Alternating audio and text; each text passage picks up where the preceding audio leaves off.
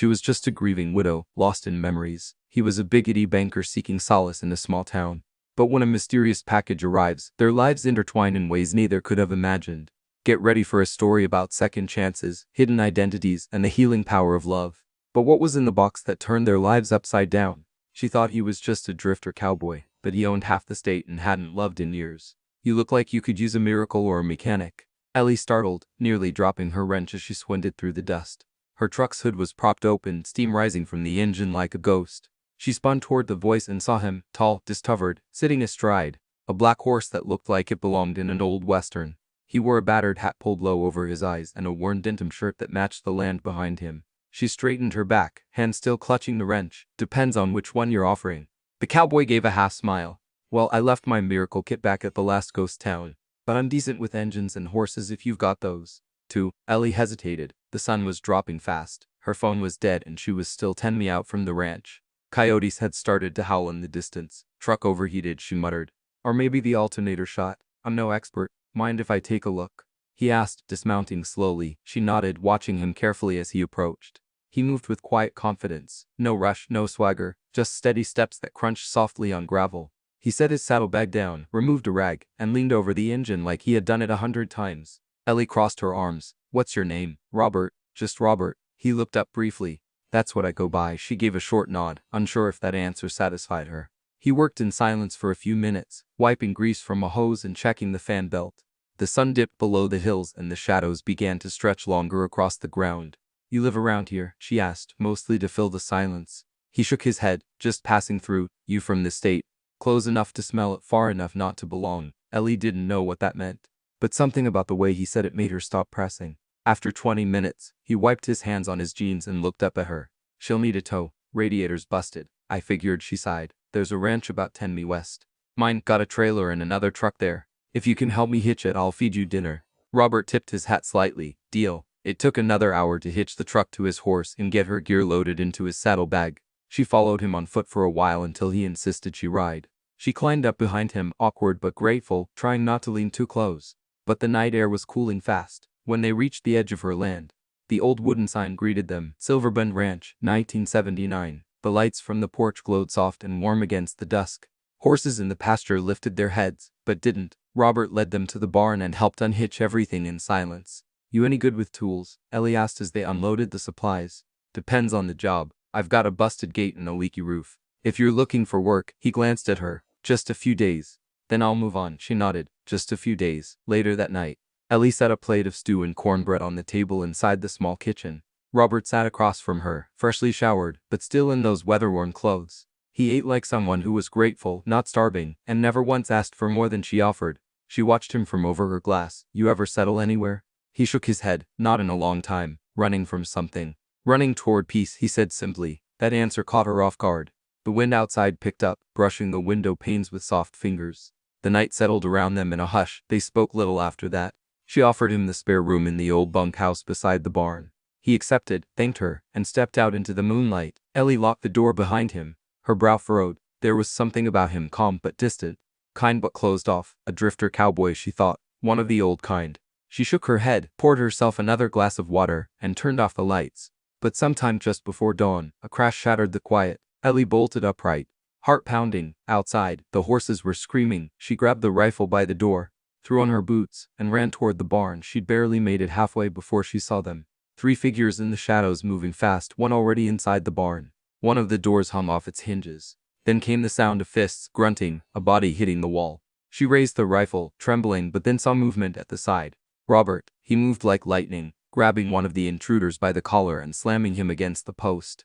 The man dropped. Another charged him, but Robert sidestepped, drove a punch into his ribs, then swept his legs from under him in a move that was too fluid to be cowboy, too clean to be drunk luck. The third man took one look at Robert and ran. By the time Ellie reached the scene, Robert was checking the locks on the stalls, calming the horses. You okay? She gasped. Better question for them. He replied, nodding toward the 2 groaning men on the ground. She stared at him, stunned. Who are you? He met her gaze. Just Robert, but Ellie wasn't sure she believed that anymore. Robert worked with his sleeves rolled and his words few. By mid-morning the next day, he had already repaired the broken barn door, reinforced 2 stalls, and fixed the loose hinges on the feed shed. Ellie watched him from a distance, chewing on the end of a pencil as she sat on the porch steps with her paperwork forgotten in her lap. She had seen grown men buckle under the weight of a stubborn horse or curse their way through a simple gate repair. But Robert moved with a quiet rhythm like he had nothing to prove. His hands were steady, precise, calloused, but not careless. He didn't rush. He didn't brag. He just fixed. And that unsettled her more than the break-in the night before. Ellie waited until the last nail was hammered in before approaching. He wiped his brow, turned toward her like he already knew she was there. "Thanks," she said, "for last night." He nodded. "You get much trouble out here?" Sometimes land like this tends to draw interest, especially from people who want to take what they didn't earn. Robert didn't reply, just walked toward the trough and splashed water on his face. "You ever learn how to throw someone like that in a bar fight?" she asked, folding her arms. Robert looked up, water dripping from his jowline. "Not exactly. You move like someone trained," he said. "Nothing." She stepped closer. "You know, it's real hard to trust someone who won't tell you a damn thing about themselves." He dried his face with a rag and looked at her evenly. "You trust me enough to let me stay. That was before you started breaking ribs in the dark like some ex-special ops." He almost smiled. "Almost. I told you just Robert. And I told you that doesn't fly here. You're either running from something, hiding something, or both. So which is it?" Robert looked out over the pasture. The horses grazed quietly, the wind tugging at the tall grass. He didn't answer right away. "Sometimes people lose things," he said softly, "and they don't want to talk about them." Ellie's jaw tensed. But something in his voice, some crack just barely there, gave her pause. She nodded once. "Well, you earned a few more nights. That's all I'm saying." He gave her a small nod. "That's all I need." Over the next few days, Robert fell into a rhythm on the ranch. He was up before sunrise, helped with feed, patched a section of the fence that had been sagging for months, and even managed to calm Ellie's most difficult mare, Dusty, with nothing but a low whistle and steady hands. Ellie, for her part, kept trying to puzzle him out. She asked questions in passing. Where he grew up, what brought him west, if he'd ever trained horses professionally. But every answer was vague, carefully worded, as if he was building a wall. Even as he walked beside her, one night, after a long day of work, they sat on the porch watching the sky turn from amber to deep blue. Ellie broke the silence first. "My dad used to say, land was only as good as the man willing to stay and work it." Robert nodded, his gaze on the horizon. "You believe that?" she asked. "I believe land remembers the hands that build it and the feet that run from it." She tilted her head. "And which are you?" He looked at her, then really looked. "I shadow but honest. I used to build, then I ran." Still figuring out which one wins in the end. For a moment neither of them spoke. Then Ellie asked, "You good with horses because you love them or because they listen better than people?" Robert chuckled softly. "Little of both." Ellie smiled. "You ever think about staying in one place?" His eyes didn't leave the land. "Sometimes you think about staying here." He turned to her slower this time. "Would it matter if I did?" She blinked, her chest tightened. "I don't let people in easy," she said quietly. "Me neither." Their eyes met. Something unspoken passed between them. Acknowledgement, maybe even understanding. No declarations, no promises, just two people who had learned to survive the hard way, wondering if maybe this time was different. Then in the distance, the sound of a truck rumbled over the gravel road. Ellie stood, tension snapping back into her shoulders. "That's Ray." Robert watched her face change. "Problem," she nodded grimly. "Big one." And just like that, the calm they built was about to be tested. The truck pulled up in a cloud of dust, its engine growling low like a warning. Ellie stood frozen on the porch, arms crossed tightly across her chest, jaw locked in a way Robert hadn't yet seen. Ray stepped out of the driver's seat like he owned the land beneath him. Same as always, he was tall, tanned, and wore a tailored button-down that didn't belong anywhere near dirt. His smile was wide, practiced, polished. Robert didn't like him instantly. "Ellie," Ray said, walking toward the porch like he'd been invited. "Long time no see. Heard your truck broke down. Thought I'd swing by. Lend a hand." Ellie's voice was flat. "Too late. Someone already helped." Ray's eyes flicked to Robert, who leaned against the porch post with casual indifference. But sharp eyes. Robert didn't move, didn't blink. He didn't need to. Ray's smile twitched. "Friend of yours?" Robert didn't respond. Ellie stepped in. "He's helping around the ranch. That's all you need to know." Ray chuckled, turning back to her.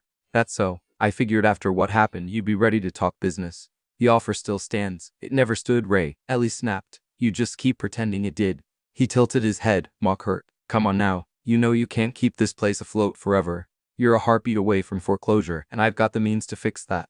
I'm not selling." He stepped closer, lowering his voice. "You sure about that? Because next time I might not come asking." Robert straightened then. "You threatening her?" Ray turned. "Excuse me." Robert walked slowly down the steps, calm, controlled. "You came uninvited. You're pushing. I'd call that a threat." Ray took a half step back, caught himself. "You don't know who you're talking to." Robert's smile didn't reach his eyes. "No, but I know the type." Ray narrowed his eyes. "This ain't your business, cowboy." Robert's voice dropped. It is now. Ellie stepped between them. That's enough, both of you. Ree took another breath, trying to recover his arrogance. You'll regret this. Al, you always do. He turned, walked back to his truck, and peeled off down the gravel road, flinging dirt behind him. Robert watched until the dust settled. You okay? He asked quietly.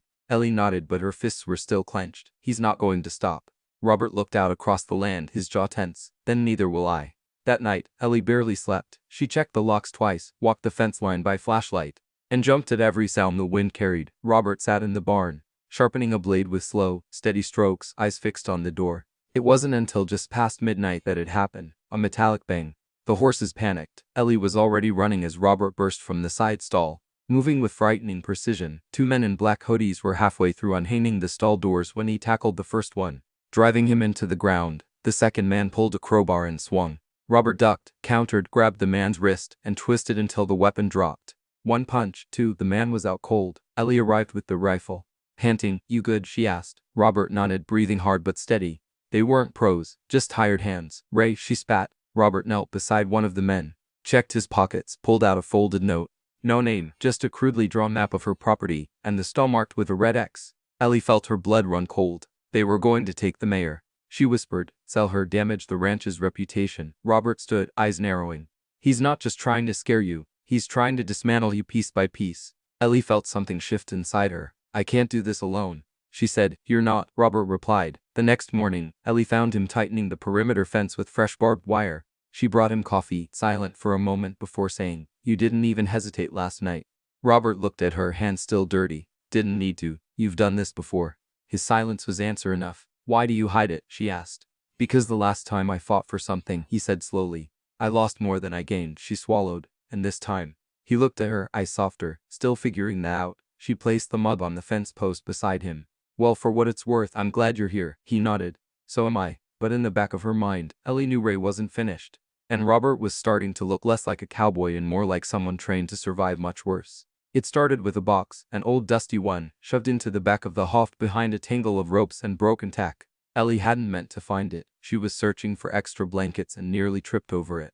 The box was heavy, metal corners, a rusted latch, and when she flipped it open, a cloud of old barn dust filled her lungs. Inside were papers, dozens of them, neatly folded documents yellowed at the edges, tied with a leather strap, and on top an envelope with the name J.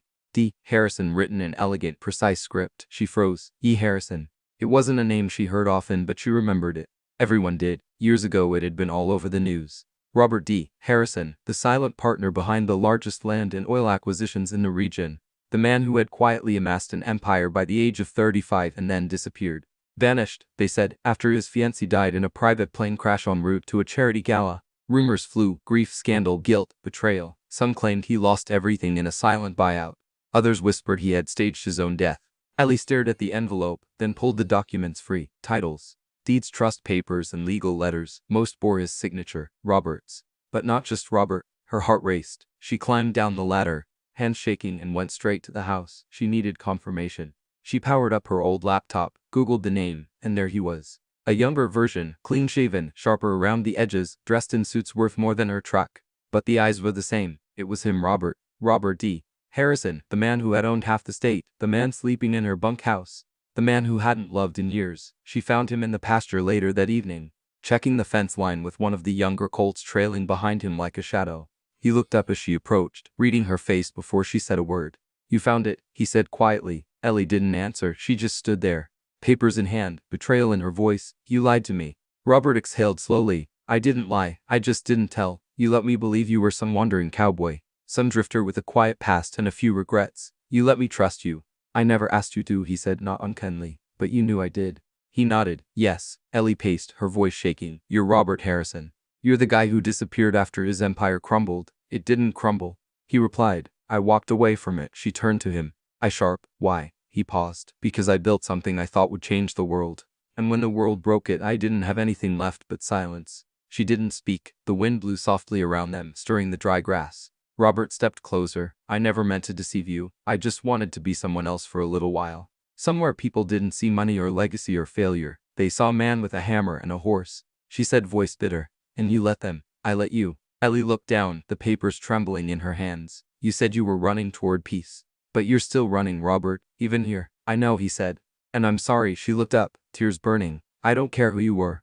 But I cared who I thought you were. I'm still him. He whispered. She shook her head. I don't know who you are anymore. And with that, she turned and walked away, leaving him standing in the fading light, nothing in his hands but regret. Behind him, the cold let out a soft whinny. Robert didn't move because for the first time in years, he realized what it meant to be seen and what it cost to hide. Ellie left before sunrise. She did not leave a note. She did not look back.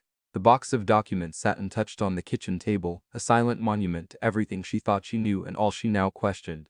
She packed only a duffel bag and drove her spare truck into town, needing space, needing air, needing something that was not Robert Harrison. She hated that name because it meant everything she felt. Every flicker of trust, of connection was built on a half-truth. The man who mended her fences and rode her skittish mares in silence wasn't just Robert.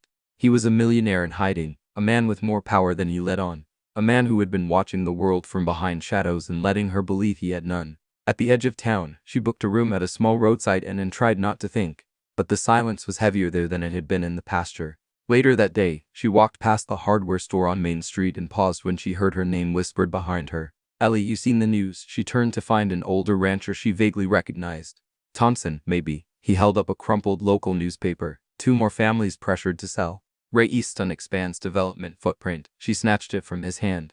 The headline was bad. The article was worse. Ray Easton, her ex, was buying land fast, too fast. Every family who had received one of his invitations had either left town quietly or fallen into legal battles they couldn't afford.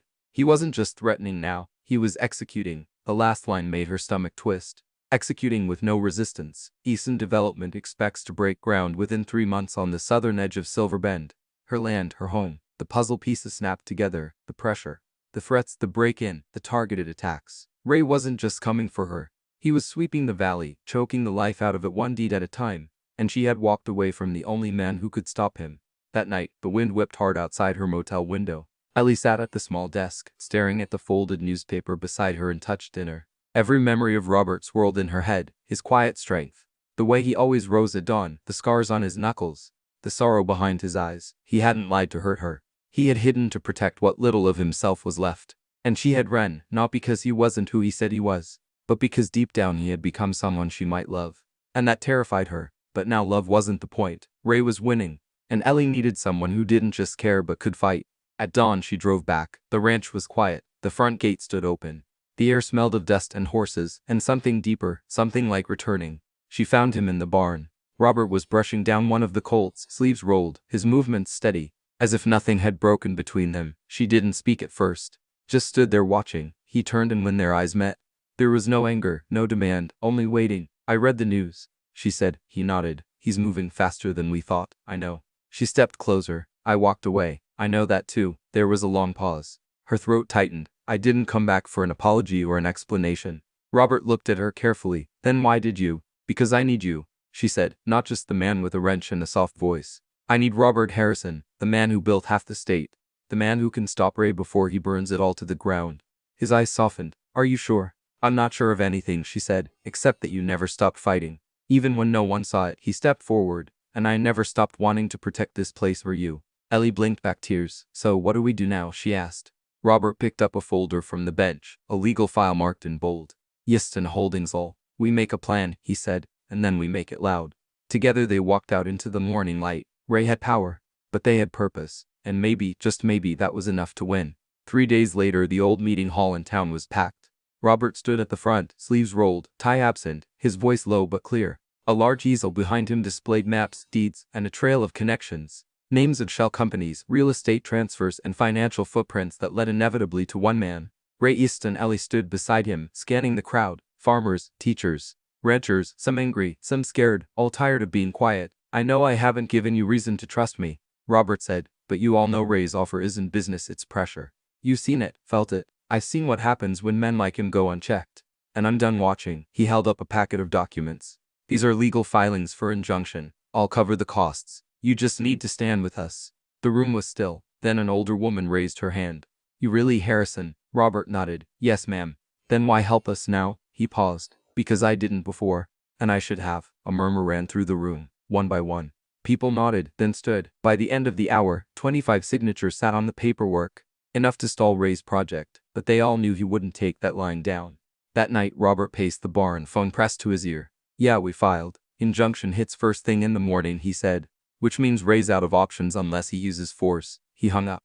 Ellie stood in the doorway. You think he'll show? Robert nodded. He has to. At midnight, the sound of engines cut through the silence. Ellie's stomach dropped. They're here. Robert handed her a flashlight and a walkie-talkie. Go out the back, call Sheriff Lang. Tell him what's happening. I'm not leaving you. I'm not asking, he said. But she didn't move. Robert exhaled. Then stay close. They slipped out into the shadows. Headlights flared on the other side of the pasture. At least 3 trucks. Figures jumped out. Flashlights sweeping the land. Ray's voice rang out cold and cocky. Robert, come on out. We both know this land doesn't mean a damn thing without blood on it. Robert stepped into view, shotgun lowered but ready. You made your move. Now back off, Grease snarled. You think paperwork's going to stop me? No, Robert said. But witnesses will. Sirens echoed in the distance. Ray cursed. You called the cops. Robert's grip tightened. No, Ellie did. Ray turned just as she stepped out behind him, rifle aimed. Back away, Ray. He lunged. A gunshot cracked through the night. Ray dropped to one knee, clutching his side. His men scattered into the dark. Ellie ran to Robert, heart racing. You okay? He nodded, though a gash bled from his temple. Close enough. The sheriff's cruisers tore down the road seconds later. Blue and red lights slicing through the dust. Gray was arrested on the spot. Unregistered weapons, attempted assault, trespassing. The deputies didn't need convincing. By the time the sun rose over Silver Bend, the legal fight had just begun, but the worst of the war was over. And they had won the first battle together. Robert was slower on his feet for the next week. The gash above his temple was stitched, the bruised ribs bandaged. But Ellie could tell pain had a way of settling into more than just muscle. She noticed it in the way he stood a little too long at the fence line, watching the wind tug at the grass, in the quiet sighs he let slip when he thought she was not looking.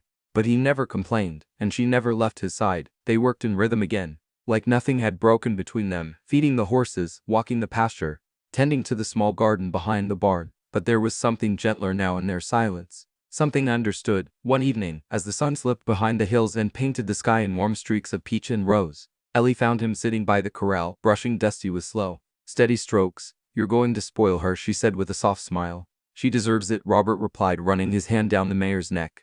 We all do once in a while. Ellie joined him on the bench, folding her hands in her lap. You ever think about what comes next? She asked. Robert didn't answer right away. Every day. And he looked over at her. Eyes steady. I used to think I was built for building things. Deals, projects, empires. But lately, he trailed off, gaze drifting toward the hills. I just want to build something that lasts, something quiet, something true. Ellie swallowed hard. You have. Robert reached into his Robertet pocket and pulled out a small warm box. Not velvet, not new, just simple like everything about him. He opened it to reveal a silver ring. Delicate, handworked, with a single faint engraving on the inside. She recognized the script immediately. It was her mother's handwriting. Somehow, he'd taken a line from an old birthday card she'd once left on the kitchen table and had it etched. Come home when you're ready. Ellie's breath caught. Robert didn't kneel. He didn't make a speech. He just looked at her, eyes full of a quiet, raw honesty. I haven't loved in years, he said softly. And I didn't think I ever would again. Not like this, not where it mattered. Ellie blinked back tears. I don't need a church, he added. I don't need a crowd. I just need you, and the sound of your boots on the porch every morning. She laughed through the tears, then nodded, her voice trembling. Yes. Robert slipped the ring on her finger. It fit like it had always been waiting for her. They sat there a while longer as the night crept in, the stars blinking into view one by one. No fanfare, no flash, just two people quietly, completely choosing each other. After all the noise, after the fighting, after the long road of grief and guarded hearts, they had come home, and this time they would stay. 1 year later, the hills of Silver Bend were greener than they had been in decades. A slow spring rain had rolled through, coaxing wildflowers out of the hard-packed dirt. Horses roamed the pasture, their manes fluttering in the breeze. Laughter rang from the barn. Children's voices light and full of life. The ranch was no longer just a home. It was a refuge. Ellie stood on the porch, a sleeping infant tucked against her chest in a woven wrap. Her daughter, Wren, had her father's steady brow and her mother's quiet stubbornness. The baby stirred slightly as Ellie watched a group of teenagers saddle horses under the guidance of 2 volunteers. Across the field, Robert walked beside a boy of about 10, holding the reins of a patient bay mare. He moved more slowly now, not from age, but from purpose, like every step mattered. The boy laughed at something Robert said, and Robert ruffled his hair. This was what they had built. After the storm of Ray's downfall and the court battles that followed, the community had come together. People Ellie never imagined would stand in the same room now worked side by side. The ranch became a non-profit center offering equine therapy for veterans, at-risk youth, and families who had lost too much. Robert never put his name on anything. He didn't want attention. He just wanted to give back. Ellie walked down the porch steps, Careful with Wren's head tucked beneath her hand, Robert saw her from across the corral and smiled. That quiet, easy smile that still undid her every time. Morning. Mrs. Harrison, he called. You're late for breakfast, Mr. Harrison. He met her halfway, kissing her forehead gently before peeking at the sleeping baby. She's out cold. Like her father after fence duty, Robert chuckled. Fair. They walked together, the golden light warming the earth around them. A sign creaked softly near the entrance of the ranch. Freshly sanded and lovingly repainted, it was mounted to the original post her father had put up decades ago. The new name carved deep in the wood, Harrison Ridge, where we come back to life. Robert looked at it and let out a slow breath. Think your dad would have liked it? Ellie nodded. He would have liked you. Robert's eyes softened. Took me long enough to earn that. She reached for his hand. You earned it the moment you stayed. They stood there a while, watching the wind roll through the hills. Their daughter pressed warm between them, the ranch alive with sound and spirit. They had lost much, but they had built more, not with steel or oil or power, but with love, with truth, with the quiet decision to keep choosing each other day after day, no matter how the world turned. As the sun rose over Harrison Ridge, Ellie looked up at Robert and smiled. Let's ride, she whispered. He nodded. And together, with Wren tucked safe against her mother's chest, they saddled 2 horses and rode slowly up the ridge trail toward the same hilltop where Robert had once watched the land. Alone, thinking he would never belong again, but now at the top he looked down not as a drifter or a ghost of who he'd been, but as a husband, a father, a man who had come back to life, exactly where he was meant to be. Sometimes the most powerful love stories are not born from grand gestures or perfect beginnings, but from broken pieces, rebuilt slowly with steady hands and quiet hearts. Robert and Ellie didn't just find each other, they found healing, purpose, and the kind of home that cannot be bought, only built. Because love, real love, is not about who you were. It's about who you choose to become together. If this story moved you, if it reminded you that even the loneliest heart can find its way back to love, then please consider subscribing to Soul Stirring Stories. At Soul Stirring Stories, we bring you heartfelt emotional tales that remind us all of one simple truth. It's never too late to begin again. Tap subscribe, turn on the notification bell, and join our growing community of story lovers who believe in second chances and soul deep love. Thank you for watching, and remember, wherever you are, someone is waiting to ride home with you. Soul Stirring Stories, music.